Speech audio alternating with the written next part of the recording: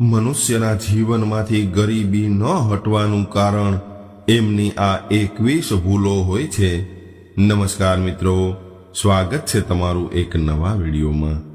મિત્રો, તમારા ઘરમાં બરકત નથી થઈ રહી, ખૂબ મહેનત કરવા છતાં પણ ઘરમાં આવેલું ધન ટકતું નથી, તો તમે સમજી લેજો કે કોઈ એવી અદૃશ્ય શક્તિ છે જે તમારી સમૃદ્ધિને રોકી રહી છે। મિત્રો, દરેક મનુષ્ય એવું ઈચ્છતો હોય છે કે એનું જીવન ખૂબ આગળ વધે, ખૂબ તરક્કી કરે, સુખ શાંતિ અને સમૃદ્ધિ એના જીવનનો ભાગ બને। એટલા માટે જ દરેક મનુષ્ય ખૂબ મન લગાવીને મહેનત કરતો હોય છે, છતાં પણ દરિદ્રતા એના ઘરનો પીછો નથી છોડતી। તો આવા વ્યક્તિએ સમજી લેવું જોઈએ કે આવું થવાનું કારણ કોઈ સૂક્ષ્મ શક્તિ છે જે એની સફળતાની વચ્ચે બાધા બની રહી છે। મિત્રો, જ્યોતિષ અને વાસ્તુશાસ્ત્ર અનુસાર અમુક એવા કાર્યો અને આદતો હોય છે જે ઘરમાં દરિદ્રતાને આમંત્રિત કરે છે। મિત્રો, ભલે તમે ગમે એટલી પૂજા પાઠ કરો, પરંતુ જો આ 21 ભૂલો તમે કરી રહ્યા છો તો માતા લક્ષ્મીના આશીર્વાદ તમને ક્યારેય પ્રાપ્ત નહીં થાય। મિત્રો, આપણા સનાતન ધર્મમાં માતા લક્ષ્મીજીને ધન અને વૈભવના દેવી માનવામાં આવે છે, અને જે ઘરમાં માતા લક્ષ્મીજીનો વાસ હોય છે એ ઘરની આસપાસ પણ દરિદ્રતા ફરકતી નથી। પરંતુ કદાચ માતા લક્ષ્મીજી રૂષ્ટ થઈ જાય તો સમૃદ્ધ વ્યક્તિનું ઘર પણ ખાલી થાય છે, અને માતા લક્ષ્મી ત્યારે જ રૂષ્ટ થાય છે જ્યારે આપણે જાણતા અજાણતા અમુક એવા કાર્યો કરી બેસીએ છીએ જે માતા લક્ષ્મીજીને બિલકુલ પસંદ નથી હોતા। મિત્રો, અમુક આદતો આપણને વિરાસતમાં મળે છે અને અમુક આદતો આપણે જાતે જ બનાવીએ છીએ, પરંતુ આ બધી જ આદતો આપણી સમૃદ્ધિના માર્ગમાં બાધા બને છે। મિત્રો, આજના આ વિડીયોના માધ્યમથી અમે તમને એવા 21 કારણો જણાવશું જે તમારા ઘરમાં દરિદ્રતાનું કારણ બને છે। પરંતુ એ પહેલા જો તમે ઈચ્છતા હોય કે માતા લક્ષ્મીજીની કૃપા હંમેશા માટે તમારા પર બનેલી રહે, તો આજના વિડીયોને લાઈક કરીને ચેનલને સબસ્ક્રાઇબ જરૂરથી કરજો, અને કોમેન્ટ બોક્સમાં શ્રદ્ધાભાવપૂર્વક માતા લક્ષ્મીજીનું નામ જરૂરથી લખી દેજો, કારણ કે જ્યારે શ્રદ્ધાથી માં લક્ષ્મીનું નામ લેવામાં આવે છે તો સૌભાગ્યના દ્વાર સ્વયં ખુલી જાય છે। તો ચાલો મિત્રો, શરૂ કરીએ આજની કથા। તો મિત્રો, આજના વિડીયોની પહેલી વાત કરીએ તો એ છે કે સ્નાન કરતા સમયે પેશાબ કરવો। મિત્રો, જો તમે પણ અજ્ઞાનતાવશ અને તમારી લાપરવાહીના કારણે સ્નાન ઘરમાં એટલે કે નહાવાની જગ્યાએ મૂત્ર ત્યાગ કરો છો તો આ કોઈ નાની વાત નથી। મિત્રો, આ એક એવું કામ છે જે માતા લક્ષ્મીજીની કૃપાને તમારા જીવનમાંથી દૂર કરી શકે છે। મિત્રો, સ્નાનનું સ્થાન આપણા શરીર અને આત્માની શુદ્ધિનું કેન્દ્ર હોય છે।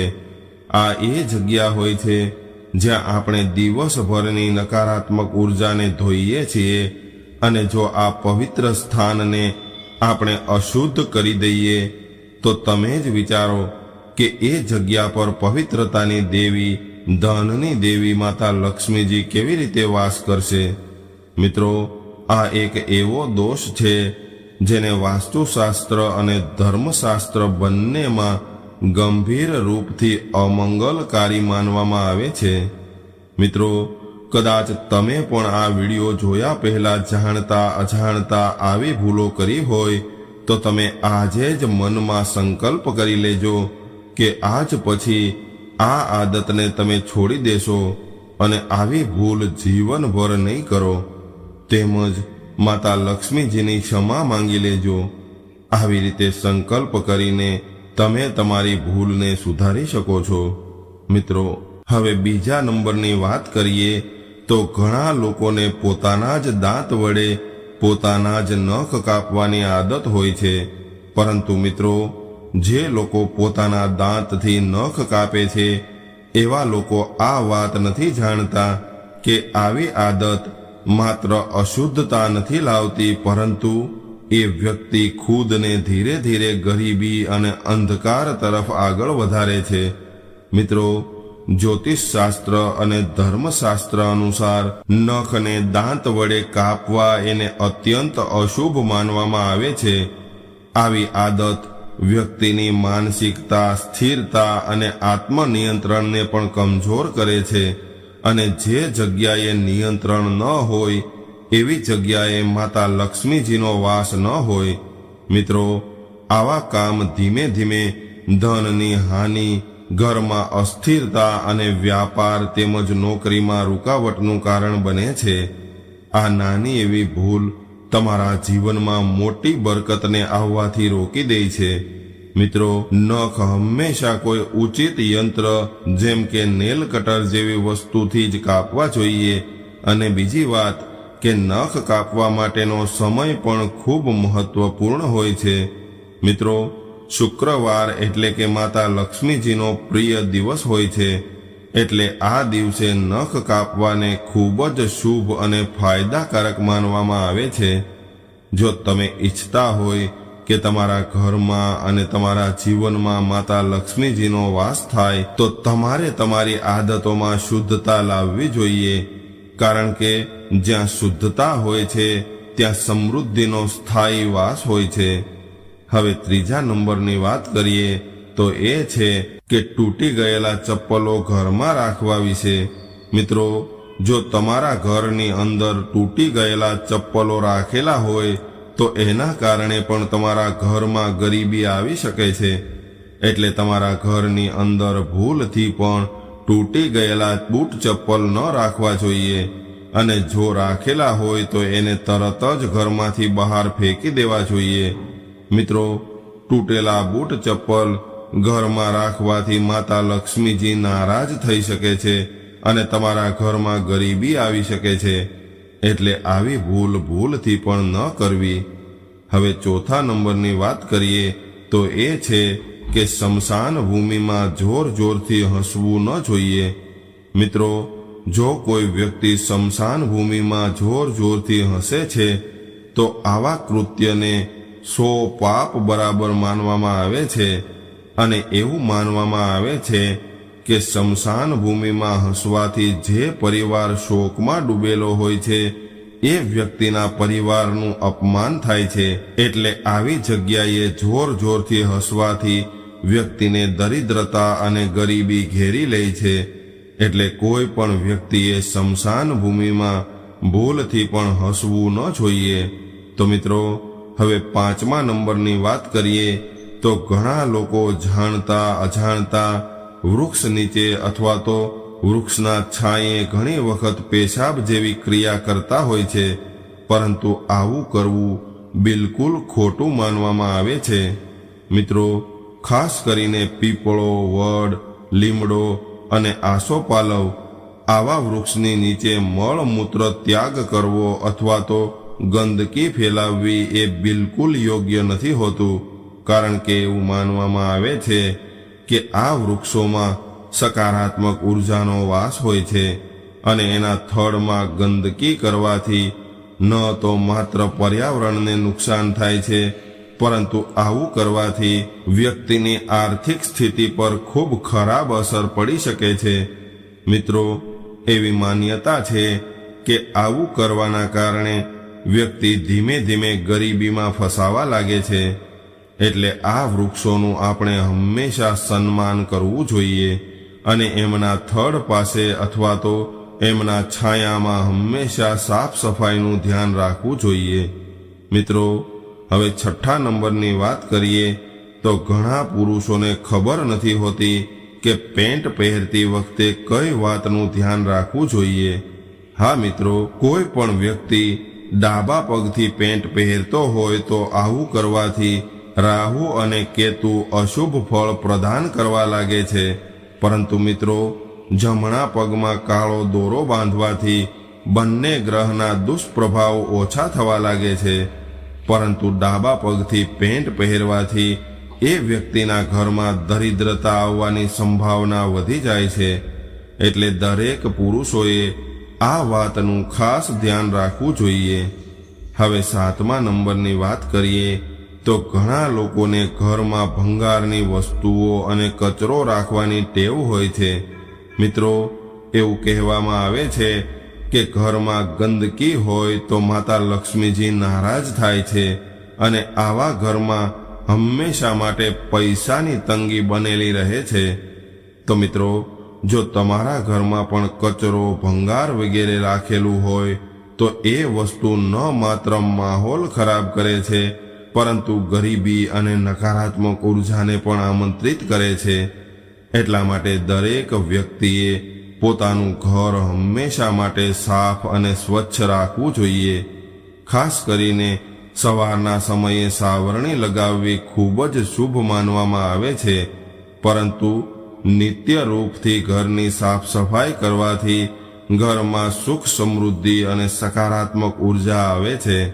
તો મિત્રો, હવે 8મા નંબરની વાત કરીએ તો એ છે કે રસોઈ ઘરની બાજુમાં પેશાબ કરવું. મિત્રો, આપણા હિન્દુ ધર્મમાં રસોઈ ઘરને ખૂબ જ પવિત્ર જગ્યા માનવામાં આવે છે.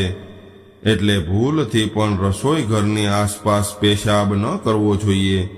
એવું માનવામાં આવે છે કે આવું કરવાથી તમારા ઘરમાં ગરીબી આવે છે. મિત્રો, 9મા નંબરની વાત કરીએ તો ઘણા લોકોને એવી ટેવ હોય છે કે મેલા બિસ્તર અથવા તો ગંદા પલંગ પર સૂઈ જાય છે. મિત્રો, ગંદા બિસ્તર અથવા તો મેલા પલંગ પર સૂઈ જવું એ તમારા સ્વાસ્થ્ય માટે તો ખૂબ નુકસાનકારક છે, પરંતુ આવું કરવાથી તમારા ઘરમાં ગરીબી અને નકારાત્મકતા પણ આવે છે. એટલા માટે તમારે તમારા બેડ અથવા તો પલંગને હંમેશા સાફ અને સ્વચ્છ રાખવો જોઈએ. કદાચ તમારો બેડ ગંદો હોય તો એને સારી રીતે સાફ કરી લેવો જોઈએ. પલંગની ચાદર બદલી લેવી જોઈએ અને એની જગ્યાએ સાફ અને સ્વચ્છ ચાદર પાથરી દેવી જોઈએ. આવું કરવાથી તમારું સ્વાસ્થ્ય પણ સારું રહેશે અને ઘરનો માહોલ પણ સારો અને સુખદ બનેલો રહેશે. મિત્રો, હવે 10મા નંબરની વાત કરીએ તો ઘણા ઘરોમાં તમને કરોળિયાના ઝાડા જોવા મળશે. મિત્રો, ઘરમાં કરોળિયાના ઝાડા હોવા એ અશુભ માનવામાં આવે છે. જે ઘરમાં કરોળિયાના ઝાડા હોય એ ઘરમાં નકારાત્મક ઉર્જા પ્રવેશ કરવા લાગે છે. એટલા માટે ઘરમાં કરોળિયાના ઝાડા ન થવા દેવા જોઈએ. કદાચ તમારા ઘરમાં કોઈ પણ જગ્યાએ કરોળિયાનું ઝાડું થયું હોય તો સમય રહેતા એને સાફ કરી લેવા જોઈએ. મિત્રો, હવે 11મા નંબરની વાત કરીએ તો કદાચ તમારા ઘરમાં ગરીબી અથવા તો ધનની કમી થઈ રહી હોય તો એનું એક કારણ તમારા ઘરનો નળ પણ હોઈ શકે છે. હા મિત્રો, ઘણા ઘરોમાં નળમાંથી હંમેશા માટે પાણી ટપકતું રહે છે, પરંતુ એવું કહેવામાં આવે છે કે જે ઘરના નળમાંથી પાણી ટપકતું હોય એવા ઘરમાં ધન ટકતું નથી. તો મિત્રો, તમારા ઘરના નળમાંથી પણ પાણી ટપકી રહ્યું હોય તો એને અત્યારે જ રિપેર કરાવી નાખજો. પાણીના નળને હંમેશા માટે સારી રીતે બંધ કરવો જોઈએ. આવી નાની નાની વાતોનું ધ્યાન રાખવાથી ન માત્ર પાણીની બરબાદી અટકશે, પરંતુ તમારા ઘરમાં પણ સકારાત્મકતા અને બરકત બનેલી રહેશે. મિત્રો, હવે 12મા નંબરની વાત કરીએ તો ઘણા લોકોના મનમાં હંમેશા માટે વાસના ભરેલી હોય છે અને ઘણા લોકો હંમેશા માટે ક્રોધિત અવસ્થામાં રહેતા હોય છે. તો મિત્રો, જે વ્યક્તિ હંમેશા વાસના અને ક્રોધમય રહે છે એના જીવનમાંથી સફળતા હંમેશા માટે દૂર રહે છે. મિત્રો, હંમેશા વાસનામાં લીન રહેવાવાળા વ્યક્તિનું મન કામમાં લાગતું નથી, એટલે એના ઘરની આર્થિક સ્થિતિ ખરાબ થવા લાગે છે અને જે વ્યક્તિ જૂઠો હોય છે એને હંમેશા કામ મળવાની સંભાવના ઓછી હોય છે. એટલે આવા વ્યક્તિના ઘરમાં ધીમે ધીમે ગરીબી આવે છે અને એક સમય એવો આવે છે કે એને ભૂખ્યા રહેવું પડે. મિત્રો, હવે 13મા નંબરની વાત કરીએ તો શાસ્ત્રો અનુસાર મહિલાઓને વાળ હંમેશા બેસીને જ બાંધવા જોઈએ. મહિલાઓએ ઊભા વાળ બાંધવાને અશુભ માનવામાં આવે છે. આવું કરવાથી ઘરમાં ગરીબી અને દરિદ્રતા આવવાની સંભાવના વધી જાય છે. એટલે દરેક મહિલાઓએ જ્યારે પણ વાળ બાંધે ત્યારે શાંત મન રાખવું જોઈએ અને નીચે બેસીને જ વાળ બાંધવા જોઈએ. જે મહિલાઓ નીચે બેસીને વાળ બાંધે છે એના ઘરમાં સુખ સમૃદ્ધિ અને સકારાત્મકતા આવે છે. મિત્રો, હવે 14મા નંબરની વાત કરીએ તો જે ઘરોમાં પૂજા પાઠ કરવામાં નથી આવતા એ ઘરોની અંદર ગરીબી આવે છે. મિત્રો, ઘણા બધા ઘર એવા હોય છે કે જ્યાં પૂજા પાઠ કરવામાં નથી આવતા. આવી સ્થિતિમાં એમના ઘરની પરિસ્થિતિ ખૂબ જ ખરાબ થાય છે. મિત્રો, પૂજા પાઠ ન કરવાવાળા ઘરોની અંદર નકારાત્મક ઉર્જા પ્રવેશ કરે છે. મિત્રો, તમે કોઈ પણ દેવી દેવતાની અથવા તો તમારા ઈષ્ટદેવની પૂજા કરી શકો છો. જો નિત્ય રૂપથી તમે પૂજા પાઠ કરો છો તો તમારા જીવનની પરેશાનીઓ પણ ધીમે ધીમે દૂર થવા લાગે છે. મિત્રો, હવે 15 નંબરની વાત કરીએ તો સંધ્યા સમયે સૂઈ જવાવાળા લોકોને ખાસ કહેવામાં આવે છે કે આ સમયે સૂઈ જવું એ અશુભ માનવામાં આવે છે. મિત્રો, એવી માન્યતા છે કે આ સમયે ઘરમાં દીવો પ્રગટાવવો અને જાગતા રહીને માતા લક્ષ્મીજીને પ્રાર્થના કરવી જોઈએ. એવું કહેવાય છે કે સંધ્યા સમયે માતા લક્ષ્મીજી દરેક ઘરમાં એકવાર જરૂરથી આવે છે. આ સમયે કોઈ સૂઈ ગયેલું હોય તો માતા લક્ષ્મીજી નારાજ થઈને દરવાજેથી જ પાછા વળી જાય છે અને આના કારણે ઘરમાં ધીરે ધીરે ગરીબી આવવા લાગે છે અને ઘરનું વાતાવરણ અશાંત થાય છે. એટલા માટે આ સમયે ઊંઘવું ન જોઈએ, પરંતુ પૂજા પાઠ કરીને ઘરના કામોમાં ધ્યાન આપવું જોઈએ. મિત્રો, હવે 16મા નંબરની વાત કરીએ તો પુરુષોએ 40 દિવસથી વધારે વાળ ન રાખવા જોઈએ. મિત્રો, પુરુષોએ લાંબા વાળ રાખવા એ અનેક પ્રકારની સમસ્યાઓનું કારણ બની શકે છે. ઘણી વખત આ લાંબા વાળ જમતા વખતે તૂટીને આપણી થાળીમાં પડે છે અને ભોજન સાથે આપણા પેટમાં જાય છે અને એના કારણે ઘણી બધી બીમારીઓ થઈ શકે છે. મિત્રો, શુકન શાસ્ત્રમાં પણ પુરુષોએ 40 દિવસથી વધારે વાળ રાખવા એ અશુભ માનવામાં આવે છે. એટલે સમય પર વાળ કપાવવા એ સ્વાસ્થ્ય માટે ખૂબ જ શુભ માનવામાં આવે છે. મિત્રો, હવે 17 નંબરની વાત કરીએ તો ઘણા લોકો ઊંધા પડીને સૂઈ જવામાં આરામ મહેસૂસ કરે છે, પરંતુ એમને એ ખબર નથી હોતી કે આવી આદત એમના માટે ખૂબ જ નુકસાનકારક સાબિત થઈ શકે છે. મિત્રો, 18મા નંબરની વાત કરીએ તો રાત્રિના સમયે પીવાનું પાણી ખુલ્લું ન છોડવું જોઈએ. એને હંમેશા ઢાંકીને રાખવું જોઈએ, જેથી કરીને એ સ્વચ્છ અને સુરક્ષિત રહે. મિત્રો, 19મા નંબરની વાત કરીએ તો મીણબત્તી અથવા દીવાને ભૂલથી પણ ફૂંક મારીને ઓલવવું ન જોઈએ. મિત્રો, તમે ઘણા બધા વડીલો પાસેથી જરૂર સાંભળ્યું હશે કે મીણબત્તી અને અગરબત્તીને ફૂંક મારીને ન બુઝાવવા જોઈએ. આવું કરવું અશુભ માનવામાં આવે છે. નંબર 20, ઘણા લોકોને વાતમાં સમ ખાવાની આદત હોય છે, પરંતુ મિત્રો, આવા ખોટા સમ ખાવાથી વ્યક્તિના જીવનમાં પરેશાનીઓ વધી શકે છે અને એના જીવનમાં અશાંતિ અને સમસ્યાઓ આવી શકે છે. મિત્રો, અમુક મહિલાઓ લસણ અને ડુંગળીના છોતરા ચૂલામાં સળગાવીને નષ્ટ કરે છે, પરંતુ આમ કરવું બિલકુલ યોગ્ય નથી હોતું. આવું કરવાથી ઘરમાં અન્નની બરકત ઓછી થાય છે. જો તમારા ઘરે કોઈ સાધુ અથવા ફકીર આવે તો એને ક્યારેય પણ ભૂલથી પણ અપમાનિત ન કરવા. આવું કરવાથી તમારા ઘરમાં ગરીબી આવે છે. સાધુ અથવા તો કોઈ ભિક્ષુકને તમારી ક્ષમતા અનુસાર કંઈક ને કંઈક જરૂરથી આપવું જોઈએ. એવું માનવામાં આવે છે કે ઘણી વખત કોઈ સિદ્ધ સાધુ જો તમારા ઘરે આવે અને તમે એને અપમાનિત કરો તો એનો શ્રાપ પણ તમને લાગી શકે છે અને ઘરમાં ગરીબી આવી શકે છે. મિત્રો, પ્રાચીન સમયમાં લોકો એવું કહેતા કે આપણે પગ એટલા જ ફેલાવવા જોઈએ જેટલી લાંબી ચાદર હોય, એટલે કે આપણે ખર્ચો પણ એટલો જ કરવો જોઈએ જેટલી આપણી આવક હોય. જો મિત્રો તમે તમારી આવક કરતા ખર્ચો વધારે કરશો તો ધીરે ધીરે તમે ગરીબી તરફ આગળ વધશો અને આવી રીતે વ્યક્તિ પર દેવાનો બોજ વધવા લાગે છે અને અંતમાં એ વ્યક્તિ હંમેશા માટે ગરીબ બને છે. મિત્રો, એટલા માટે જ તમારો ખર્ચો તમારી આવકના હિસાબ સુધી જ સીમિત રાખવો જોઈએ, જેથી કરીને જીવનમાં આર્થિક તંગી અને સમસ્યાઓથી બચી શકાય. મિત્રો, એક સારો વ્યક્તિ ક્યારેય પણ પોતાના માતા પિતાનું અપમાન નથી કરતો. જો તમે પણ તમારા માતા પિતાનું અપમાન કરો છો તો આનાથી તમારા ઘરમાં ગરીબી આવી શકે છે.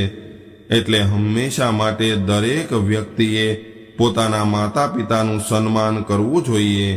તો મિત્રો, આજના વિડીયોમાં અમે તમને જે માહિતી આપી છે એ બધી જ માહિતી જન કલ્યાણ જાગૃતતા અને આસ્થાને ધ્યાનમાં રાખીને આપી છે. આ વિડીયોમાં જણાવેલા બધા જ ઉપાયો વાસ્તુશાસ્ત્ર અને ધાર્મિક માન્યતાઓ ઉપર આધારિત છે અને એનું ફળ તમારી શ્રદ્ધા, નિયત અને વિશ્વાસ પર નિર્ભર કરે છે. અમે ક્યારેય પણ એવો દાવો નથી કરતા કે અમે જણાવેલા ઉપાય કરવાથી ચમત્કાર થશે, પરંતુ હા મિત્રો, જો તમારા મનમાં સાચી શ્રદ્ધા હોય તો તમે બ્રહ્માંડમાં પણ રસ્તો બનાવી શકો છો. તો મિત્રો, આજનો આ વિડીયો તમને પસંદ આવ્યો હોય અને તમને થોડો પણ ઉપયોગી લાગ્યો હોય તો વિડીયોને લાઈક કરીને વધુમાં વધુ શેર કરજો. તમારા સગા સંબંધી સ્નેહીજનોના વોટ્સએપ ગ્રુપમાં મોકલજો, જેથી કરીને એ લોકો પણ આ વિડીયોમાં આપેલી જાણકારી લઈ શકે અને પોતાના જીવનમાં ઉતારી શકે. અને અંતમાં સાચી શ્રદ્ધાથી કોમેન્ટ બોક્સમાં તમારા કુળદેવીનું નામ જરૂરથી લખજો અને અમારી ચેનલ પર નવા આવ્યા હોય તો ચેનલને સબસ્ક્રાઇબ જરૂરથી કરજો. હર હર મહાદેવ.